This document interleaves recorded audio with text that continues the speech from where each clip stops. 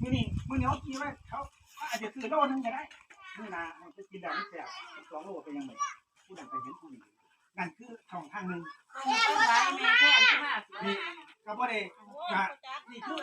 เจ้าไปยาง ขั้น เหรอ ตอนของการขอในฐานที่ว่าสนใจทำต่อ จะไปขายยางเหรอ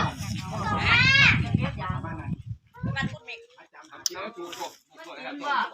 ที่แล้วพอเขาซื้อได้ในการขอได้มันว่าดู3 อาทิตย์ถึง1 เดือนไอ้แดดอาจจะสิก็จะง่ายอยู่ นะสมบัติ 1,000 ล็อตนี่1,000 ล็อตที่บ้านในช่วงหนาแน่นมันออกง่าย2 มันแก่ เอาไปไว้เฮือนเอาไปไว้ที่สิกินเองมันดูสู้ประหยัด เพราะเปลือกที่ผมจะคุ้นแลนเนี่ยมันอะไร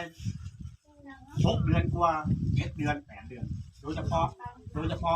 พวกไส้เนี่ยว่าคือพวกดีมั้งแต่บัดนี้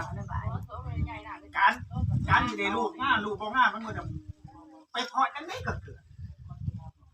ไปเพาะปกติ